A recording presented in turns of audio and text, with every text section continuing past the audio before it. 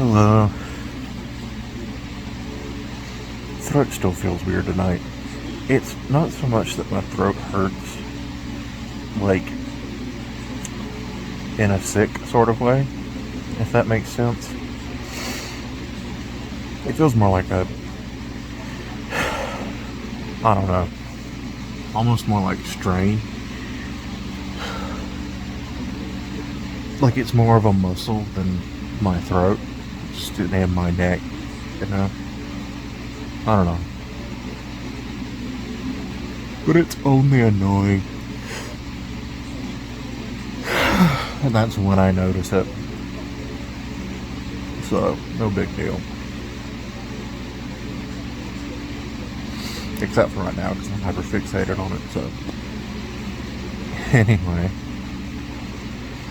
Only 3 more sleeps until Metroid Dread.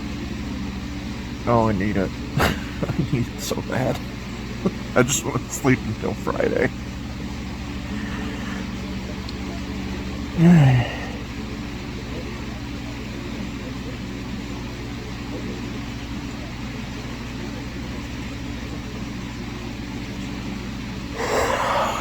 Sorry, yawning all over the place.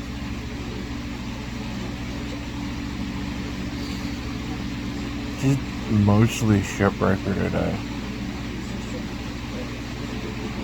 I feel like I did something else, but I don't think I did. Oh yeah, today was Smash Track. Sora and Smash.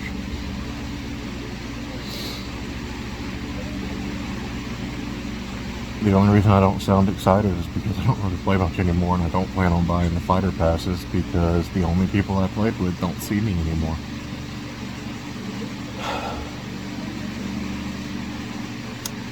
Well, that's something I wasn't thinking about until now. Way to go, dumbass. But it is kind of a really cool thing. So,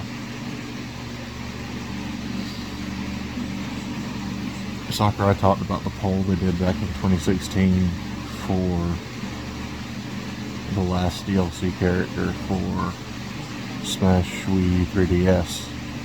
And at the time, they told us it was Bayonetta.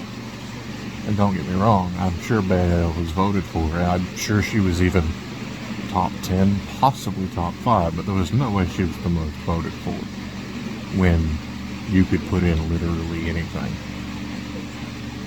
Today he revealed that Sora won that poll, and I believe that wholeheartedly. They did not reveal it at the time, and they didn't disclose why. Not that I remember. But today, Mr. Sakurai said that at the time he consulted with Mr. Owada, who is still with us, and basically they came to the conclusion that if they released the results of the poll, people would go around harassing the people that own the companies that own those characters. So, like, people would have been harassing Square and Disney for Sora, and, again, whoever owns Goku for Goku. And you know, I think they were right to do that.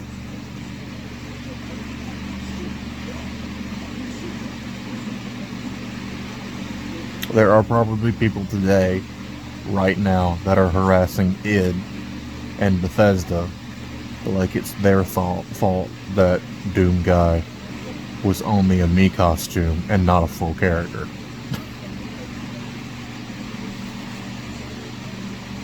Or harassing Microsoft /343 for Master Chief not getting in. Like,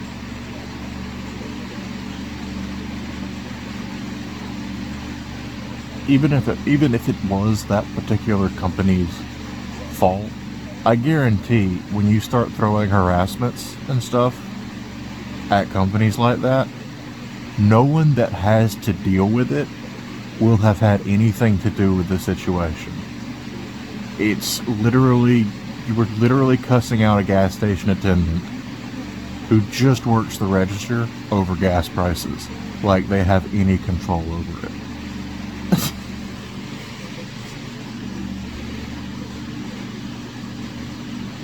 So I respect the decision to not disclose the full results of the poll at the time, and instead take who I presume, like, I fully believe Bayonetta was the highest rated qualified character. Like, you go from top to bottom, that was the first one on the list. It's like, yes, we can do this. We technically own that property.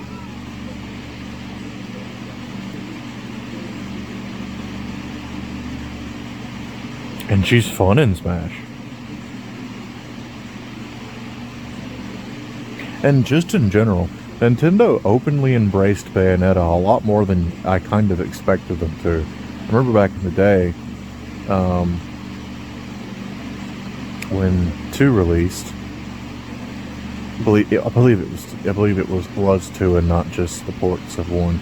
Either way, in one of them there were several Nintendo-themed costumes for Bayonetta.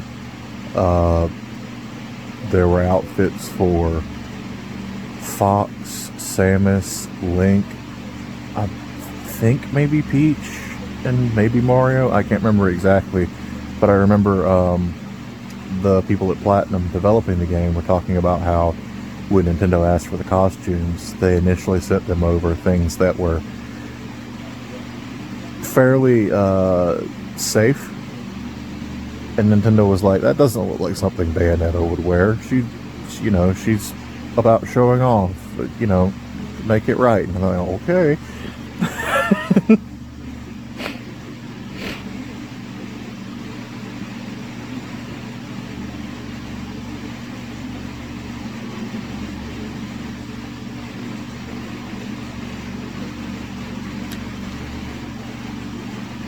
I did my first ghost ship in Shipbreaker today, and I thought it would be a bit more exciting than it was. Granted, it was only a mackerel, which is like the most baseline ship, and the only real difference is, one, it was ugly.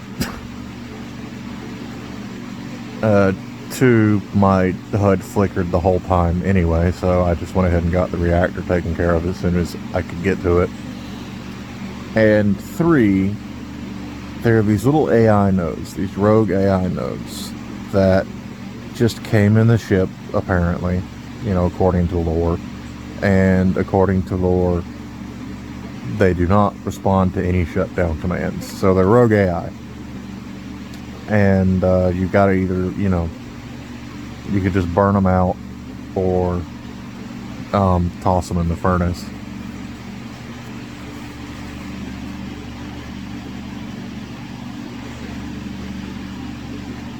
And the ghost ships earn the title because these rogue AIs will start to mess with ship systems once you start destroying them. They're little nodes. Since it was a mackerel, the only thing I noticed was it kept cycling the airlock, which was fine because by the time it started cycling the airlock, I had already opened several other entrances into, like, the ship was almost, like, I had removed a decent chunk of the ship by then, so, like, I wasn't using the airlock. And then at another point, it opened and closed the door to the cockpit. Now, bigger ships with multiple sections, especially things for javelins, come to mind because they generally have 2 separate compartments. So by the time you disassemble the first end, you can probably have pissed off the AI by then. And if it starts, say, randomly cycling the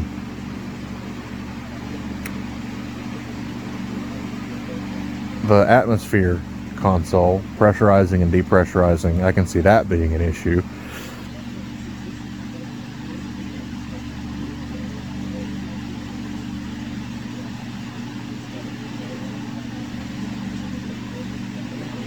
Or if, like, I don't know if this is something they can do, but if, like, they can prematurely start a reactor meltdown or something, God, that could be a nightmare.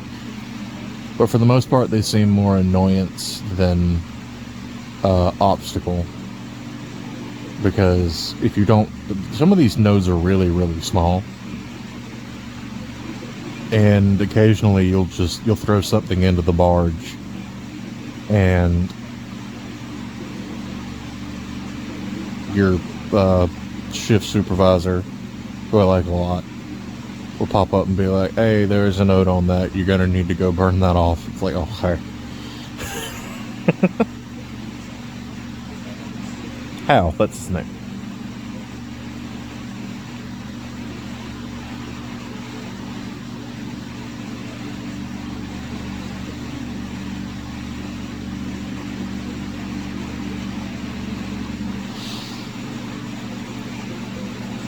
Anyhow, tired, throat thing, already rambled more than I thought I would.